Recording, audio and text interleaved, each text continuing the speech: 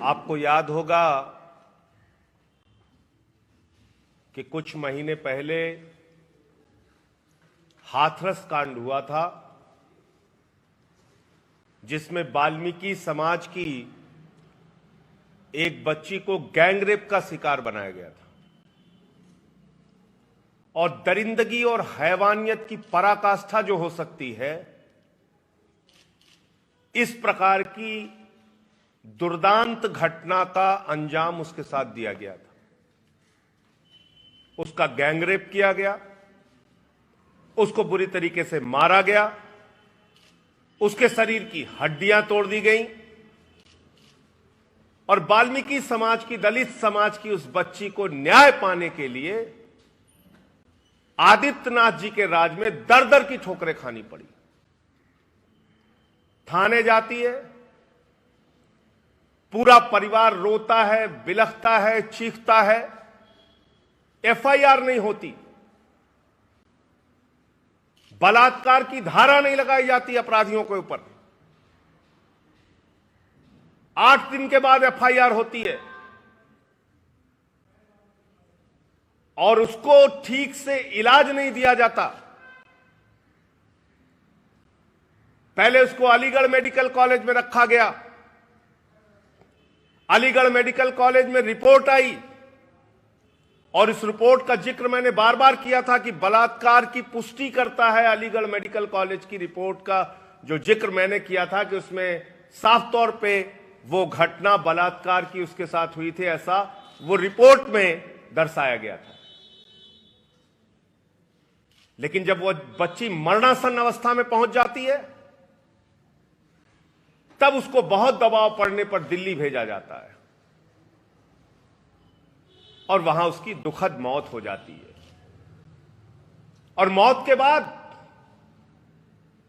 पूरा का पूरा आदित्यनाथ का प्रशासन, पूरी की पूरी आदित्यनाथ की सरकार, याद कर लीजिए उस समय की घटनाओं को, उस परिवार को दबाने में लग जाता है और बलात्कारियों को बचाने में जुट जाता है। बलात्कारियों के पक्ष में आदित्यनाथ की सरकार खड़ी हो जाती है। रात में 2 बजे जबरन डीएम ने, एसपी ने मिलकर पुलिस प्रशासन के दम पर, पत्रकार मौजूद थे, सारी मीडिया मौजूद थी, सबको धक्के मार के, लाठियां मरवा के पीछे कर दिया और उस बच्ची का शव जबरन जला दिया गया। गरीब की, एक दलित की बेटी का शव जबरन जला दिया गया। न्यायालय ने भी सवाल उठाया था, आपको याद होगा, कि अगर किसी अमीर की बच्ची होती तो क्या इसी तरीके से जबरन उसको जला देते? सबूत मिटाने के लिए, बलात्कार के सबूत मिटाने के लिए। और जैसे ही जबरन उस बच्ची का शव जला दिया जाता है, उत्तर प्रदेश के आदित्यनाथ सरकार का एडीजी लॉ एंड ऑर्डर वो आके कहता है यह घटना तो बलात्कार की है ही नहीं। आप सोचिए, जिस घटना से पूरा देश आंदोलित है, जिस घटना से दलित समाज के लोगों में रोष है, जिस घटना से वाल्मीकि समाज के लोगों में गुस्सा है, नाराजगी है, परिवार तड़प रहा है, दुखी है, उस घटना पर उत्तर प्रदेश का ADG law and order Prashant Kumar कहता है घटना में बलात्कार तो हुआ ही नहीं। इसका मतलब पूरी तरीके से भारतीय जनता पार्टी और आदित्यनाथ की सरकार उन बलात्कारियों को बचाने में लगी हुई थी, उन बलात्कारियों के साथ खड़ी हुई थी। लेकिन आज ये जो रिपोर्ट आई है, जिसमें साफ तौर पे कहा गया है सीबीआई की जांच में कि जो चारों आरोपी थे उन्होंने उस बच्ची के साथ गैंगरेप किया था और उसकी जो हत्या की, उसके लिए यही चारों दुर्दांत अपराधी जिम्मेदार हैं। उनके पक्ष में रैलियां भी हो रही थी उत्तर प्रदेश में, उनके पक्ष में बयानबाजी भी हो रही थी। भाजपा का सांसद जेल में मिलने जा रहा था और जब हम लोग कह रहे थे उस बच्ची को न्याय दीजिए, उस बच्ची को न्याय दीजिए,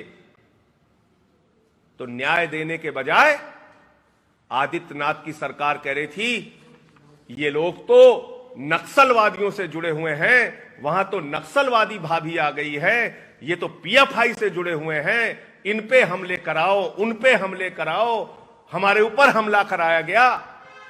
लेकिन मैं बहुत साफ तौर पे कहना चाहता हूं आदित्यनाथ जी, और मैं साफ तौर पे कहना चाहता हूं, आज पूरा उत्तर प्रदेश का दलित समाज ये देख रहा है कि जिस प्रकार से बहन कुमारी मायावती जी इस पूरे मामले में शुरू से लेकर आज तक खामोश हैं, चुप हैं। ये सीबीआई की रिपोर्ट आने के बावजूद उनके मुंह से एक शब्द नहीं निकला।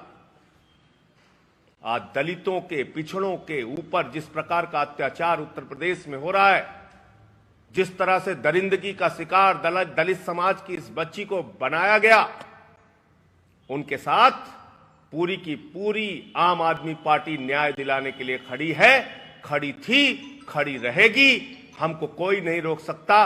अरविंद केजरीवाल जी पूरी हिम्मत के साथ उस समय भी जब यह हाथरस का कांड हुआ था और आज भी इस परिवार के साथ, दलित समाज के साथ खड़े हुए हैं। और हमें कहना चाहते हैं, अरविंद केजरीवाल और आम आदमी पार्टी के रहते हुए किसी प्रकार की चिंता करने की आवश्यकता नहीं है। हम हर स्तर पे लड़ाई लड़ने का काम करेंगे, हम हर स्तर पे आपकी आवाज को बुलंद करने का काम करेंगे।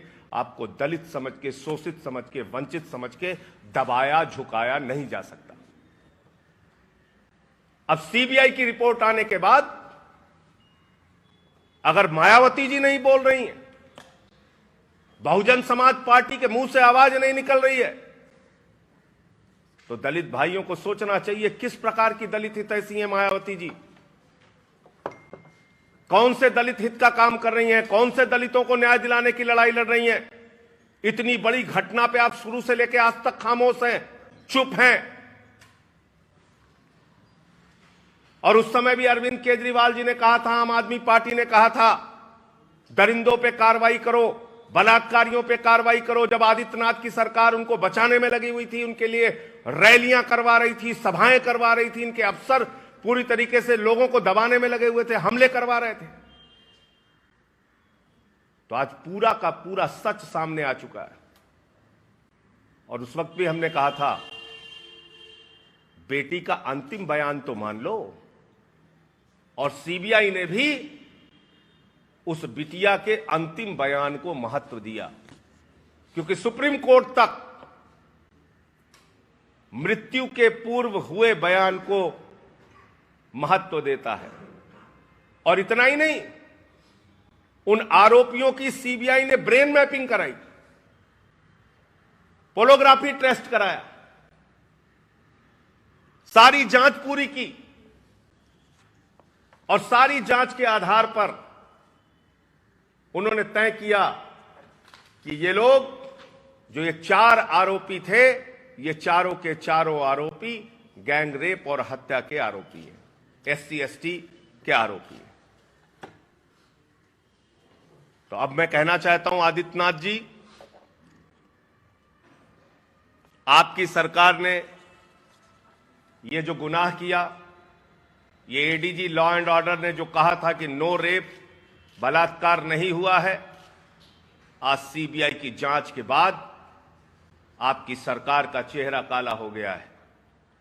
आज सीबीआई की जांच रिपोर्ट के बाद यह साबित हो गया है कि डीएम और एसपी ने उस बिटिया का 100 सबूत मटाने के लिए और बलात्कारियों को बचाने के लिए आधी रात को जलाया था। और अब आप में जरा सी भी नैतिकता है तो अपने पद से इस्तीफा देके घर बैठिए।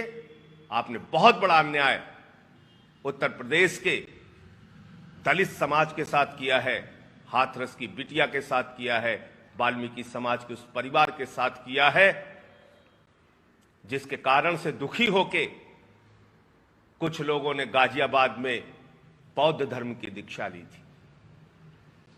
इतनी पीड़ा, इतनी कष्ट हुआ लोगों को।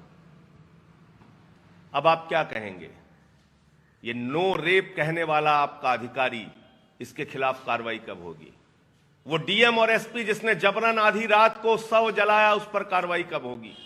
इनको कब जेल भेजा जाएगा? इन पे कार्रवाई कब होगी? और इसलिए हम लोग साफ तौर पे कहना चाहते हैं कि उत्तर प्रदेश में जितनी भी घटनाएं हुई हैं, अगर उत्तर प्रदेश सरकार के भरोसे रही तो उसमें लीपापोती के अलावा कुछ भी नहीं होने वाला है। इसलिए 6 साल, 10 साल, 8 साल की बच्चियों के साथ जो गैंगरेप की घटनाएं हुई, हत्या की घटनाएं हुई, छेड़खानी के कारण जो आत्महत्या की घटनाएं हुई, बच्चियों के साथ जो दुर्दांत बलात्कार की घटनाएं हुई, ऐसे मामलों को फास्ट ट्रैक कोर्ट में चला के हाई कोर्ट या सुप्रीम कोर्ट के मॉनिटरिंग में पूरी जांच त्वरित रूप से कराई जाए और इन मामलों में न्याय दिया जाए। वरना अगर आदित्यनाथ के प्रशासन के भरोसे रहे तो लोगों को न्याय मिलने वाला नहीं।